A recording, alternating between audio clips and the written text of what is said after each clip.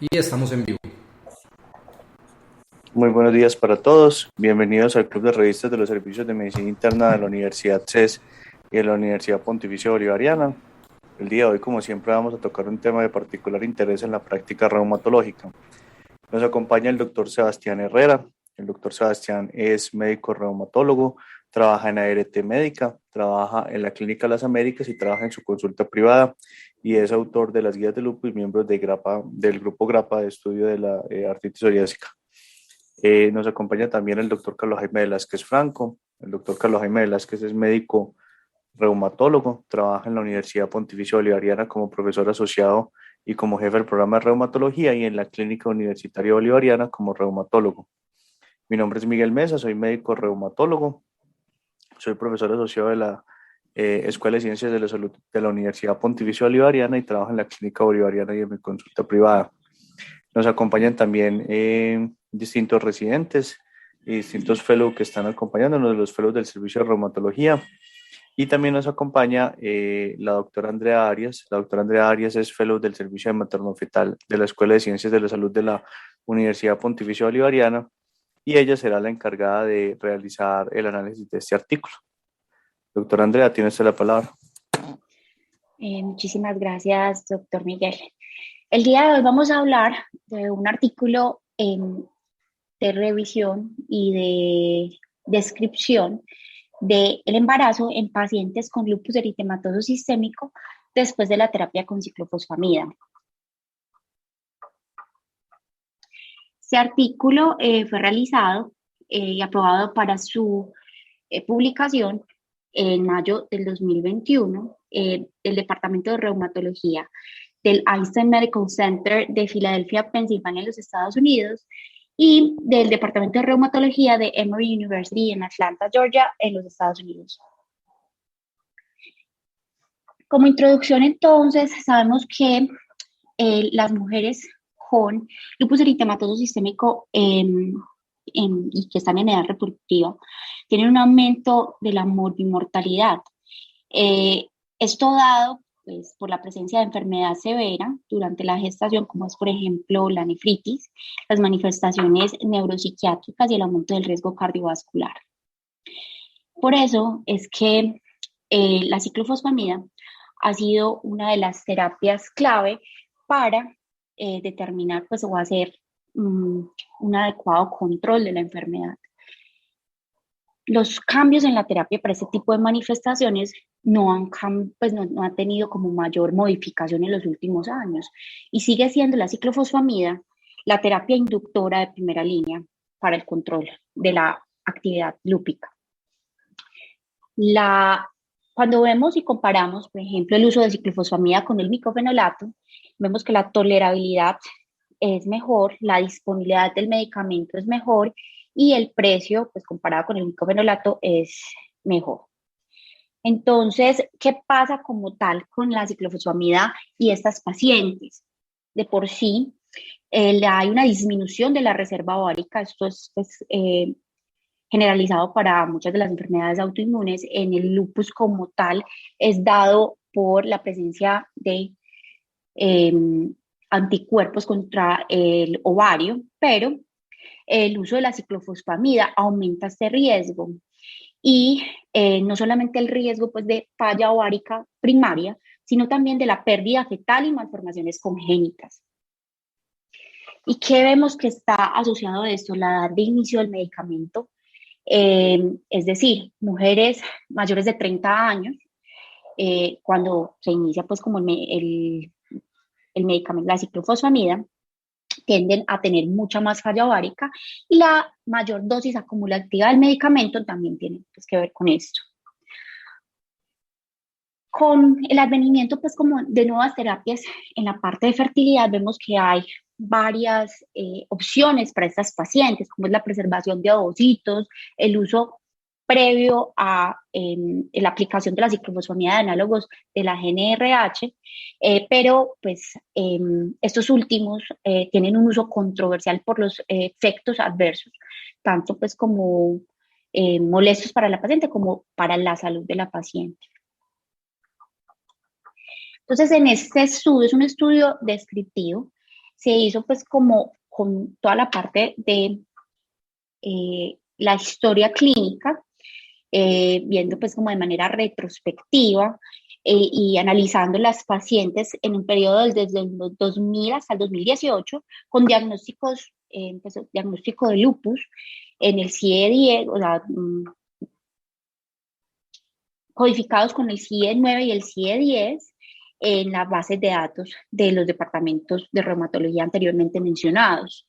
Inicialmente vieron que con estos códigos tenían 444 pacientes que recibieron ciclofosfamida, pero pues se hizo un filtro y que vamos a mencionar más adelante, y de estos sacaron 157 mujeres.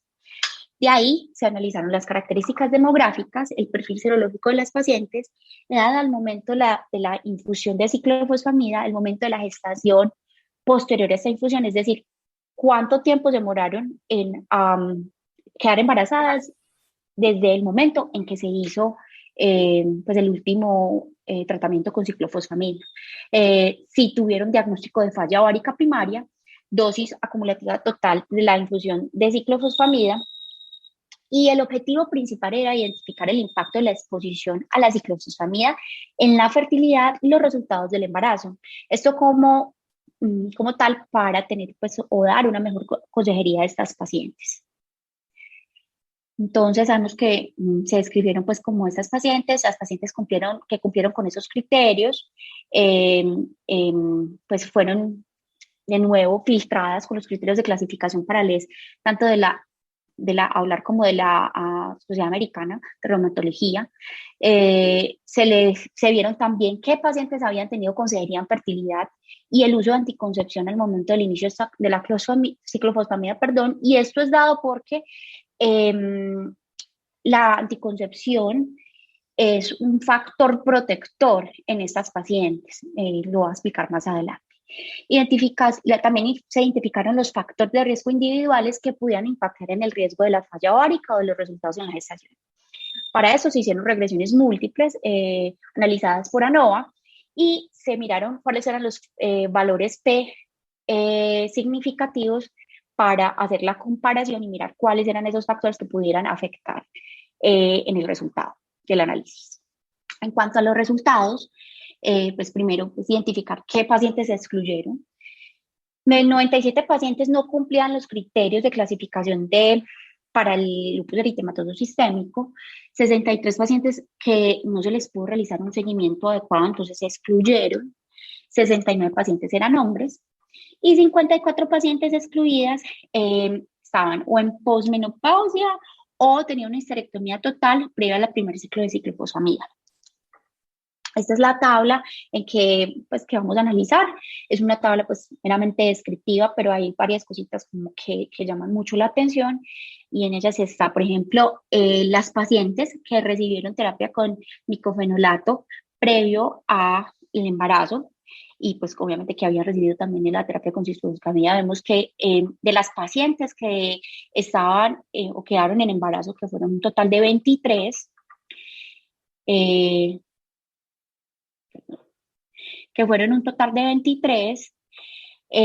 había una gran exposición pues, a micofenolato previamente a la gestación versus las pacientes que quedaron en embarazo pero tuvieron un aborto espontáneo, 9 que fueron las mismas o la misma talla que las pacientes que presentaron una falla ovárica y que no pudieron embarazarse. La otra cosa que llama la atención es que la tasa de pacientes que tenían, si tenían una enfermedad renal terminal, tendían a presentar mucha más falla ovárica, como lo vemos acá en esta tabla. Por ejemplo, las pacientes con falla ovárica fueron 7 versus 4, posterior pues como a la gestación. Las comorbilidades, y una de las comorbilidades que más se asociaba a otras alteraciones durante la gestación fue esa misma falla ovárica. Y ya lo vamos a desglosar más adelante. Lo otro que llama la atención es también la dosis de esteroide al momento, pues, como del inicio de la gestación, y vemos que, pues, las pacientes en embarazo tuvieron como una mayor tasa de ese uso de esteroide. Y que el uso de análogos de la GNRH no tuvo como un mayor impacto en esa preservación, pues como de la parte de la función ovárica. En realidad, a las pacientes, o lo que podemos observar en la tabla es que las pacientes que presentaron más falla ovárica presentaron más, estuvieron mucho más expuestas a los análogos de GNRH.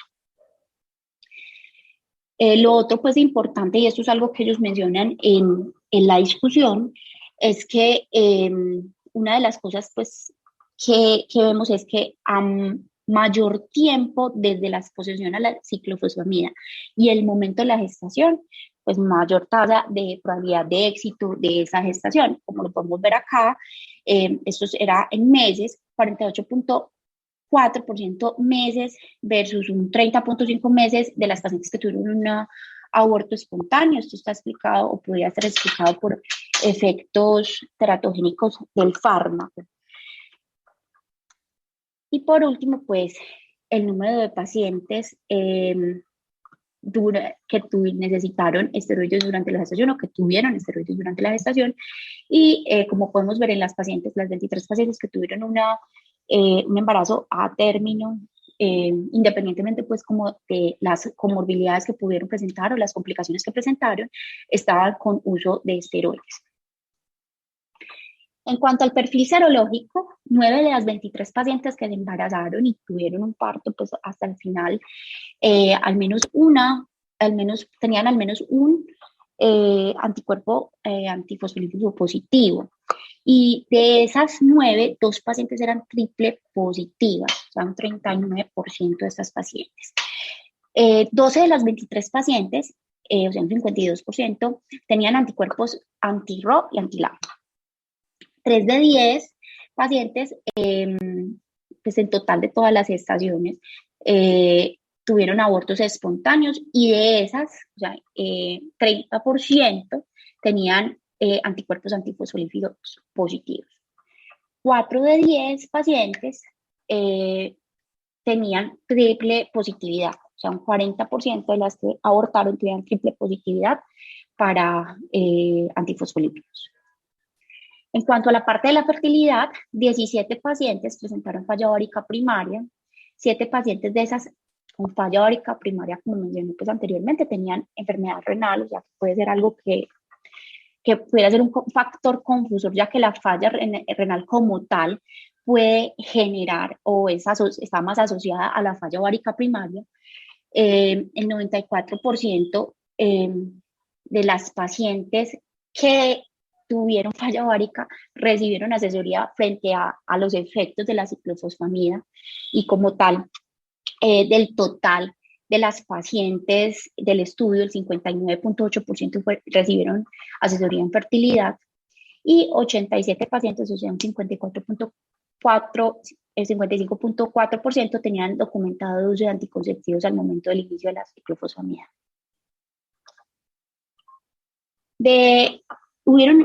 Hubo 152 embarazos, de esos hubo terminación espontánea o aborto, pues por aborto o ectópico en 35 pacientes, y de esas 6 decidieron terminar la gestación pues voluntariamente. Entonces en total hubieron 23 casos con neonatos vivos, de ahí desglosaron pues esto y 13 fueron a término y 10 pretérmino, digamos que es una de las complicaciones pues como en el embarazo, la parte del parto pretérmino, y vamos a ver que de estas 6 pacientes tuvieron hipertensión gestacional asociada. De las pacientes que recibieron recibieron los ciclos de ciclofosfamida, 37 pudieron embarazarse en realidad después de la administración de esta. Y cuando fueron a mirar la asociación de las malformaciones congénitas al momento del nacimiento, ninguno de los neonatos presentaba ninguna malformación. Pero vamos a ver que pues hay como algo que va en contra como de los buenos resultados de eso, y es que no hubo un seguimiento posterior para mirar pues, si habían otras alteraciones. En cuanto al perfil de medicamentos, la dosis acumulada en pacientes que lograron el embarazo fue de 4.080.37 miligramos versus 2.806.25 miligramos en los abortos versus las pacientes que pues, entraron en fallo árica, que fue pues, una dosis mucho más alta, de 5.526.47, con una P estadísticamente significativa. Mientras que pues, el tiempo entre la gestación y el uso de la ciclofosfamida fue mayor en las pacientes que tuvieron una gestación a término versus el grupo que pues, terminó en un aborto espontáneo con una P también sí, estadísticamente significativa. De esas pacientes, un 61% requirió el uso de esteroides, que ellos definieron como el uso de prednisolona o el equivalente a 10 miligramos o más en el año anterior al embarazo. Y de esas pacientes, casi un 61% tuvieron un buen resultado perinatal. Es decir, pues tuvieron un parto con un neonato vivo. Y solo 5 de 10 pacientes en el grupo de aborto espontáneo estaban con el uso de esteroides en el año previo a dicha gestación, lo que pues lo hace a uno pensar si en realidad pues tiene que ver el uso de esteroides y no solamente pues como la exposición a la ciclofosfamida o el mayor tiempo de exposición a la ciclofosfamida. El 91.3% de las pacientes que se embarazaron y tuvieron pues como su parto pues con un neonato vivo, o sea, 21 de estas pacientes tuvieron uso concomitante con el micofenolato versus el 90% de abortos, pues de los que tuvieron abortos espontáneos. Y 28 pacientes en total recibieron agonistas de la GnRH previo a la infusión de la ciclofosfamida, o sea que 4 de 17 pacientes, un 23.5% de las que se desarrollaron fallo árica primaria versus solo un 13% de las que lograron embarazo, o sea, pensando mejor que pues que la terapia con agonistas de la GnRH de pronto no fue tan efectiva en estas pacientes. Otros factores, como habíamos mencionado, que pudieran afectar y de pronto, pues, decir que pudieran tener un impacto sobre, pues, como lo que estábamos viendo, fueron la raza, el perfil serológico, la exposición a esteroides o al uso de micofenolato, la edad al momento de la infusión del ciclofosfamida, el tiempo desde la infusión de la ciclofosfamida y el embarazo.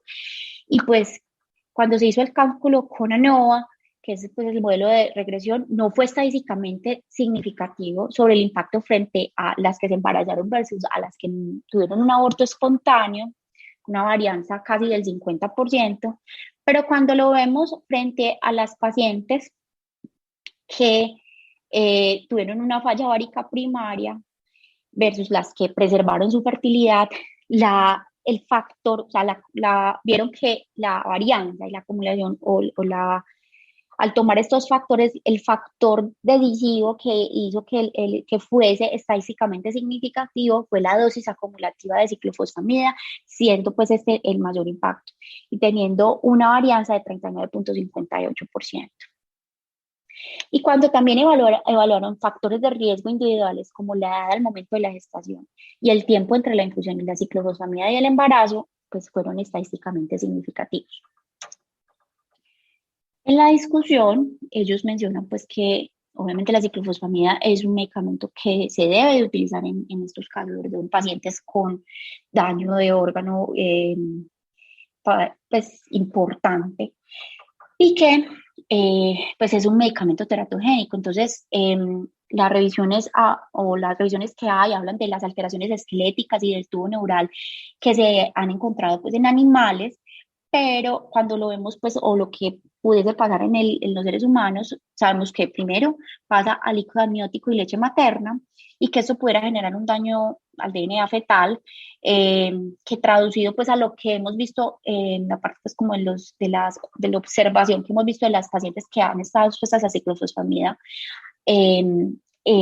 y pues que se han embarazado, hablamos de retardo en el crecimiento, abortos, defectos del tubo neural, defectos del labio palatino, microcefalia, hipoplasia digital, específicamente los pulgares, y defectos de la formación de los pabellones auriculares. ¿Por qué? Porque la ciclofosfamida se acumula en los tejidos. Entonces, una de los caballitos de batalla de, bueno, si usted está utilizando ciclofosfamida y queda en embarazo, pues lo debe suspender, pero a tener en cuenta que se acumulan los tejidos. Y al acumularse los tejidos, pues si usted pues obviamente lo tiene que suspender, pero ya va a estar ahí el medicamento. Entonces estos efectos adversos generan duda al momento del uso del medicamento, pues, pero son necesarios en específico para esas pacientes con daño renal o con afectaciones al sistema nervioso central. ¿Y por qué se genera esto? Porque pues en esos primeros, en esas primeras semanas de la gestación, que se da pues como toda la formación del blastocisto y que es tan crítica para la formación de todos los órganos y tejidos, pues se daría la ley del todo nada, o va a generar un daño que puede llevar pues a malformaciones congénitas o a generar, en este caso, pues un aborto que lleva pues, o simplemente no va a generar nada. Entonces es algo que sabemos que todavía lo están observando, que hemos visto que las pacientes que han estado expuestas a, con, mayor, con mayor tiempo entre su gestación y el momento en que se generen, pues, o que hayan estado expuestas a la ciclofosfamida, van a tener menores tasas de estas complicaciones. ¿Por qué es importante esto? Porque, pues, debemos involucrar al paciente en ese proceso de decisión, informar acerca, pues, como de los posibles efectos que pudiese tener y, pues, hablar acerca de la evidencia que se tiene para determinar el verdadero impacto sobre su fertilidad y los posibles enlaces de la gestación. Entonces, una de las primeras, pues, de las cosas que también mencionan en la discusión es que la disminución de la reserva ovárica está relacionada con la presencia de enfermedad autoinmune, pero cuando usted, además de eso, mira los niveles bajos que puedan tener estas pacientes de hormona tiroideana, que nos van a decir cuántos folículos van a estar presentes, pues, funcionales, y que además de eso le metemos un agente como la ciclofosfamida, pues van a tener mucho más riesgo de hacer la falla ovárica. Eso es algo que se le debe, pues, como de advertir al paciente, que como mencionamos es dosis dependiente y que también pues obviamente no es lo mismo empezar una pues, ciclo de ciclofosfamida en una paciente de 30 años a empezarle a una paciente de 16 años, que va a tener mucho más impacto sobre su reserva ovárica en la paciente pues con mayor edad. Y pues esto es lo que ellos hablan, que han habido pues como diferentes efectos durante, descritos en la literatura, pero que se debe obviamente tener en cuenta que estas pacientes pues tienen una enfermedad grave. Lo otro que mencionan es pues que más o menos hasta en un 45% de las pacientes que se les inicia ciclofosfamida pueden entrar en una menorrea y hacer una falla ovárica primaria. Pues esa es la tasa más alta de todas las series. Hay series de 13%, hay series de 30%, por la tasa más alta que se ha descrito hasta en un 45% entran en la menorrea. Entonces, en la serie pues, que estábamos discutiendo, la tasa es de 0.8%, con un impacto significativo cuando vamos a ver la dosis que se utilizó. Y pues una cosa que ellos mencionan es que no hay un efecto frente a la comparación con pacientes que tuvieron abortos espontáneos, o sea, ellas preservaron su reserva ovárica porque pudieron embarazarse, pero que en realidad no afecta tanto. Bueno, en realidad, como es un estudio descriptivo y hay tantas variables como el uso de esteroides, entre otras, ¿cierto? Uno no pudiera determinar eso como tal. Lo otro es que 7 de 17 pacientes con falla ovárica primaria presentaban una enfermedad renal terminal. Entonces, como menciona per se, la enfermedad renal terminal es un factor independiente para el desarrollo de falla ovárica. Por ende, pues una paciente que tiene una enfermedad renal Eh, pues eso puede ser un factor de confusión al momento pues como analizar estos datos. Lo otro pues que se menciona es que eh, em, el lupus como tal puede generar una alta morbilidad, sobre todo cuando está asociado a nefritis y actividad durante la gestación. Y esto además, pues obviamente de aumentar el daño que puede haber sobre la paciente, puede aumentar la tasa de complicaciones en la gestación.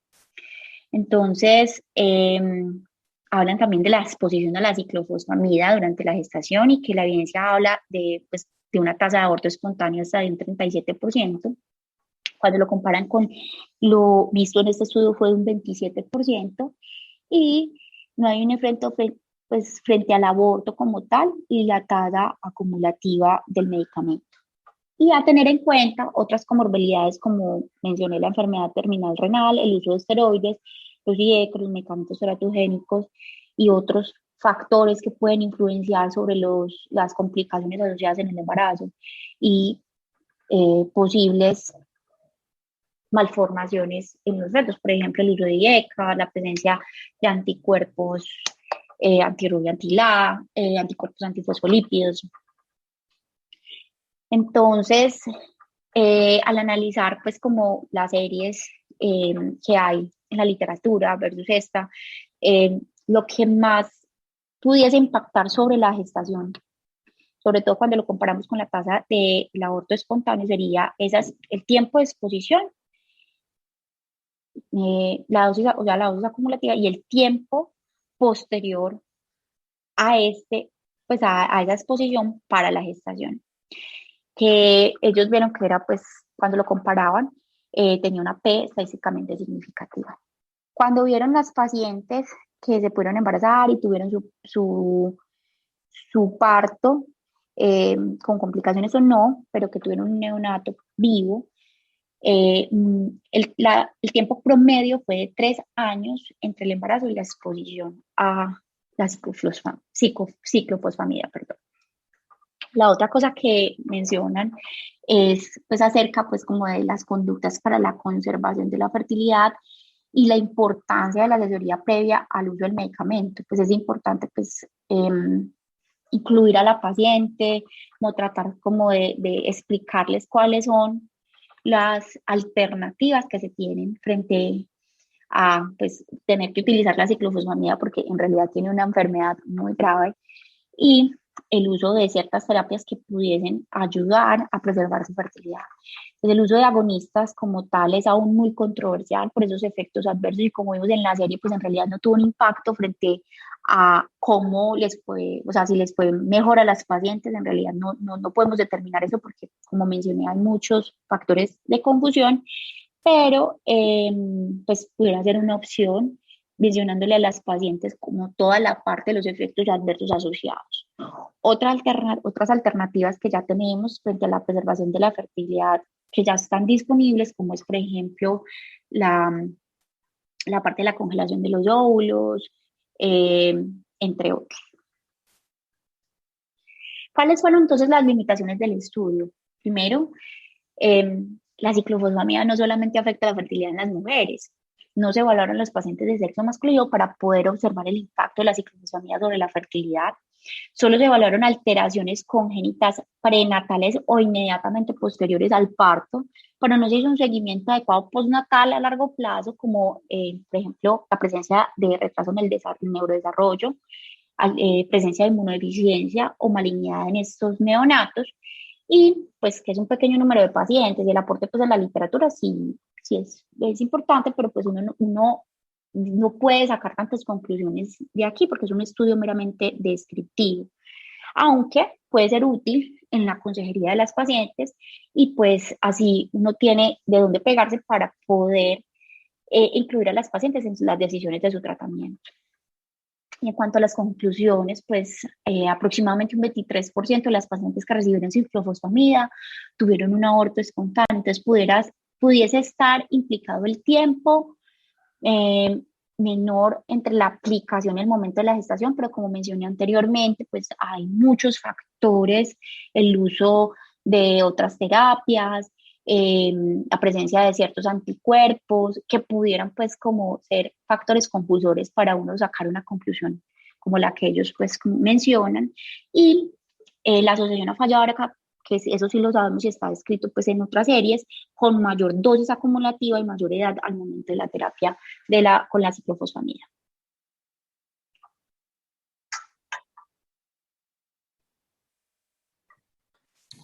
Doctor, y en su concepto de forma breve, ¿usted qué opina del estudio? Breve. Yo opino que como es un estudio descriptivo, uno no puede sacar muchas conclusiones. Bueno, para uno pues compararlo con otras series que hay, pero en realidad se queda corto por eso. Doctor Mateo, ¿cuál es su concepto de este estudio? Breve. Pues es verdad que no hay otras series, pero hay que tener en cuenta que muchos, hacer un estudio con aleatorizado con embarazadas y darle ciclo de ver si se embarazan o no, pues con mujeres no sería como muy ético. Entonces me parece que si bien las conclusiones están limitadas por el diseño, pues me parece que es valioso para este fin.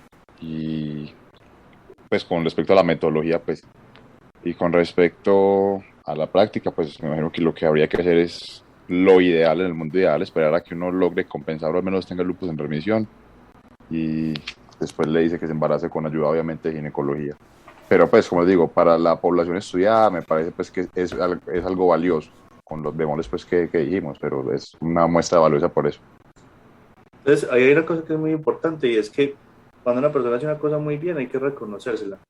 Y hay que decir que hay una serie local, el doctor Velázquez me complementará el dato, de la doctora Mónica, que es la reumatóloga pediatra, la doctora Mónica Velázquez, que es una gran reumatóloga pediatra, profesora de nosotros, a que nosotros queremos y respetamos muchísimo, que en uno de sus trabajos ya demostró que dosis de 8 gramos o más cercanos a los 30 se asociaba con infertilidad. O sea, datos locales, por ejemplo, sí hay. ¿Cierto, profe? Si no estoy mal, ese es el trabajo. Así es, Miguel, sí, más de 35 años y una dosis que sí, muy cercana a los 8 gramos de ciclofosfamida como dosis acumulada se asoció a la falla ovárica, estudio del Hospital Universitario San Vicente Fundación. Muy bien, entonces la pregunta sería, para los residentes, para los fellows de reumatología, quisiera hacerles las siguientes preguntas. La primera pregunta es si ustedes piensan que la metodología del estudio responde a la pregunta que ellos plantean en el título, o cuál sería el diseño que ustedes considerarían que es el mejor para esto. Y la otra es ustedes qué opinan de ese dato, porque me parece que estamos mezclando peras con manzanas en la siguiente situación. Una cosa, la ciclofamida, pues realmente no se acumula en los tejidos de forma ostensible, eso se alquila el DLA y si no se alquiló, pico y chao. Realmente la pregunta ahí es porque usted tiene dos cosas. Una cosa es el uso de la ciclofamida, que la ciclofamida puede causar abortos y puede causar malformaciones, pero otra cosa es sobre la fertilidad. Entonces, hablar de una cosa es fertilidad y otra cosa es aborto, y son dos cosas distintas que me parece que están mezclando en este estudio. Y, por ejemplo, hay unas cosas que yo no entiendo y es para qué meten el anti-RO y hablan tanto del anti-RO. Porque, claro, evidentemente, pues un bloqueo cardíaco congénito es relativamente un diagnóstico que es fácil de hacer. Cuando ya se documenta, se produce muy tardíamente en un periodo pues, muy posterior y digamos que debería ser muy difícil complementarlo con, pues, afectarlo con pues confundirlo con una toxicidad por ciclofamida. Pero, por ejemplo, hay ciertas cosas como el uso de esteroides o el tiempo de ciclofamida que me parece que pueden estar enmascarando otras cosas. Entonces, yo quiero saber de los dos fellows del servicio de reumatología, ¿cuál es su opinión?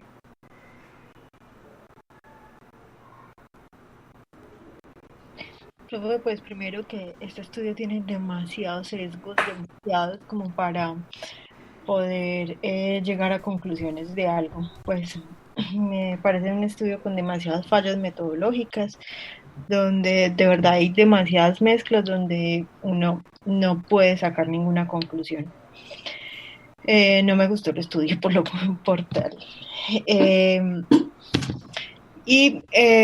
Creo que hay muchas cosas que preguntarse. Uno es la edad de los que tenían los pacientes. Realmente no era estadísticamente significativo el tiempo entre el uso de ciclofosfamida y el tiempo de embarazo. La P no es estadísticamente significativa y tampoco tenemos un intervalo de confianza ni nada que nos diga qué tanto aumentó el riesgo la ciclofosfamida. O sea, era netamente diferencia intergrupales.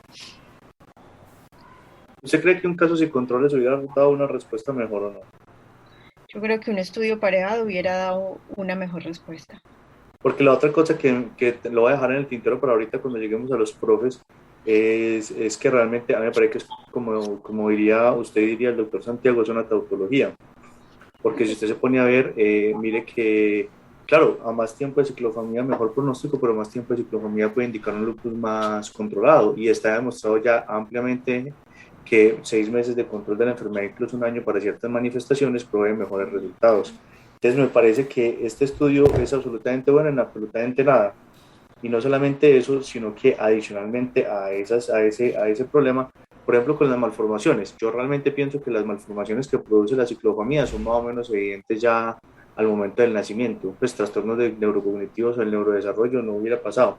Y creo que realmente poco hubiera aportado, excepto que hubieran hecho más cosas mal el seguimiento hacia los padres, el seguimiento a largo plazo, porque me parece que está inherentemente sesgado. A veces me parece que esa tendencia que tienen algunos estudios a tirar datos con ANOVA y a tratar de buscar asociaciones, de hecho esto ni siquiera puede mostrar causalidad, esto no es un estudio para mostrar causalidad, entonces hay que tener mucho cuidado porque a veces los estudios nos inducen a creer que hay una causalidad y no hay causalidad, esto no es un estudio para causalidad.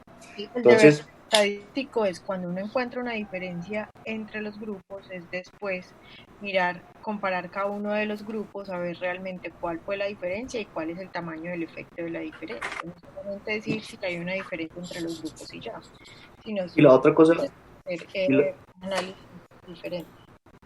Y la otra cosa que también es clara es que, pues, lo que ya dijimos, hay algunos cofactores como la falla renal que son muy importantes.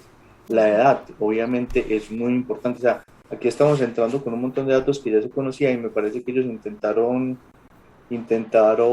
responder varias preguntas y por intentar responder varias preguntas al tiempo, me parece que no respondieron ninguna bien. Y me parece que, pues, que lo que ellos intentaron hacer, la pregunta no se responde correctamente con el estudio y solamente ya con eso ya quedó sesgado el estudio. Me parece que realmente para el corpus de literatura que ya existe al respecto no aporta nada más. Yo quería preguntarle al doctor Sebastián y al doctor Carlos Jaime cuál es su opinión del estudio. Pues Miguel, el estudio para la pregunta no es, o sea, comparar tomando de lo que vos habías dicho, si ya es exótico que un paciente en esta época, o al menos en los últimos 5 años, esté en mantenimiento con ciclofosfamida.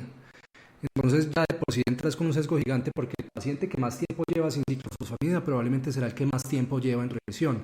Si el paciente que más tiempo lleva en remisión porque no está recibiendo ciclofosfamida probablemente tendrá un mejor pronóstico del embarazo por todas las cosas que ya sabemos. Entonces ahí no, pues, aunque sí, la dosis acumulada tiene que ver con la parte de daño y con la parte del pronóstico del embarazo, aunque la dosis acumulada va a tener algo que ver con fertilidad, pues este estudio no te permite revisar eso, porque ya de por sí tienes pacientes que llevan más tiempo sin ciclofosfamida, probablemente porque estaban en remisión y porque tenían mejor control. Hubiera sido más interesante para la pregunta que ellos tenían, era comparar quiénes recibieron alguna vez ciclofosfamida y quiénes no recibieron ciclofosfamida y de esos en una clínica de fertilidad, cuántos llegaban a un embarazo exitoso o no. Porque es que ya me empezás a hablar de fertilidad, pero después me pones abortos y sacan datos muy bacanos que refuerzan cosas que uno ya sabe de la literatura, la triple positividad de anticuerpos antifosfolípido, como dan un mal pronóstico del embarazo. O sea, hay unos datos muy bacanos que refuerzan lo que ya conocemos, pero que no eran el objetivo de este estudio y que no responden lo que ellos estaban preguntando. Entonces, hay datos interesantes para otras cosas que no están preguntando y no era el estudio para eso. Y nuevamente, pues ahí uno tiene que hacer énfasis, ciclofosfamida es muy buena cuando uno lo necesita, pero cuando uno no lo necesita, cuando hay otra opción, idealmente escoger otra opción cuando uno está hablando de fertilidad, pero teniendo en cuenta que este no es el estudio para dar esa respuesta o esa recomendación. Profe Carlos. Sí, que no, de acuerdo, creo que sí. El diseño no responde a la pregunta del estudio, pues creo que me corregirá de pronto Diana o Diego en el sentido de lo de los casos y controles. Creo que sería pues como el diseño adecuado para responder a la pregunta. Sí, en general es mucha confusión, es información redundante, hay sesgos de confusión. Pues yo en general mi concepto personal, pues independiente del estudio, es que en general cuando hay que utilizar ciclofosfamida, uno la utiliza, quedando uno un poquito más tranquilo en el primer trimestre del embarazo. Me parece que a veces es un punto delicado lo de la parte de la asesoría previa a la ciclobosfamida. Yo creo que a veces hay que dar una información pues general, pero obviamente sopesando el por qué uno pone ciclobosfamida, y siempre será una situación grave, a veces cuando se recalca mucho y no se hace un balance en el consentimiento a las pacientes de este riesgo y se le da mucha importancia, muchas pacientes van a desistir. En una época donde yo trabajaba, pasaba eso, donde pues, o sea, uno leía ese consentimiento y uno no se ponía por la ciclofosfamida porque se hablaba de ese porcentaje tan alto que mencionó Andrea de falla ovárica. Entonces yo creo que cuando hay que utilizarla, pues en general pues me tocó ver una paciente que confundieron pues una asitis lúpica con un embarazo y recibió 6 cursos de ciclofosfamida y la niña tenía una atresia esofágica. Pues fue lo único que me tocó ver así, obviamente, y siempre pedir una prueba de embarazo antes de que uno pues aplique ciclofosfamida. Pero sí, no me aporta nada diferente, no me responde la pregunta de investigación, ni el diseño, ni las conclusiones del estudio. Doctor Carlos Jaime, una pregunta. ¿Usted se acuerda de pronto en el dato, el doctor, si no estoy mal, el doctor José Raúl Lambertino, fellow de materno fetal, hizo un artículo de lupus con las embarazadas? ¿Usted se acuerda más o menos cuál era el porcentaje de pacientes que eran embarazo deseado? Que yo no recuerdo muy bien ese dato, creo que era un valor bajito, como el 20%, pero no lo recuerdo. Sí, era 85% no planeado y era un porcentaje muy bajo, 20% pues de lo Menos del lo que dices. 20%. Sí. Menos del 20% de embarazos deseados, como Ajá. 16 algo, 16.5, 16.7. Eso es. Doctor Mateo, antes de eso le refuerzo un dato que es muy importante, y es que los embarazos, esa fue una cohorte o un grupo de pacientes que eran de medicina del régimen tributario, o sea que se supone que, pues, evidentemente esto es un dato eminentemente estadístico, pero se supone que tenían más acceso a educación, más acceso a los servicios de salud y demás, y aún así en el 85% el embarazo no fue deseado. O sea, el mundo ideal nunca va a llegar. Todo paciente que esté manejando cualquier medicamento teratogénico debe ser remitido al especialista de ginecología o debe tener una muy buena asesoría por parte de todos los médicos que puedan ver y asesorar al paciente al respecto. Porque también Sebastián y Carlos Jaime lo confirmarán también, que cuando usted le dice al paciente que no puede quedar en embarazo con ciclofamida, a veces el paciente entiende que es imposible porque la ciclofamida le está haciendo la planificación familiar y usted le está queriendo decir que puede ser teratogénico. Y se lo digo porque yo he visto casos así que el paciente dice, es que era que me hacía daño al bebé, yo pensé que era que me protegía del embarazo. Entonces en eso hay que tener cuidado. Y yo creo que para terminar, simplemente eso se lo recalca a uno mucho el doctor Jorge Donado, que es un epidemiólogo que trabaja con el programa de medicina interna de la Universidad Pontificia Bolivariana, y es que él hace ciertas preguntas, y la primera pregunta que uno se tiene que hacer es si realmente la pregunta del estudio se resolvió con la metodología. Si ya de entrada lo que dice Sebas, si ya de entrada no se resolvió, no hay nada que hacer, o sea, ya el estudio está completamente fallado. Habrá datos interesantes que le sirvan para otras cosas, pero claramente ya se perdió. No sé si el doctor Sebastián o el doctor Carlos Jaime quieren decir algo más para terminar. No, de pronto reforzar que pues cuando toca utilizar ciclofosfamida en el contexto de lupus y embarazo, pues hay que hacerla porque son situaciones graves, amenazantes de la vida, y obviamente pues con un consentimiento de la paciente adecuado. Y creo que pese a que es un estudio de 2006, el estudio de Mónica Velázquez, creo que sigue siendo muy válido tener en cuenta la edad y la dosis acumulada de la ciclofosfamida para dar un dato mucho más confiable y que se ajusta mucho a nuestra realidad, y que pese a 14, 15 años de ese estudio, la información es muy relevante y sigue siendo válida. Sí, profe, es un clásico. Es un clásico que responde lo que este estudio ya respondió, lo respondió hace ya varios años. Con esto pues le agradecemos a la doctora por la preparación del artículo, le agradecemos a todos ustedes por los valiosos comentarios, a las personas que nos escuchan por su asistencia, y no nos queda nada más que decir gracias totales. Feliz noche para todos. Feliz noche. Hasta luego.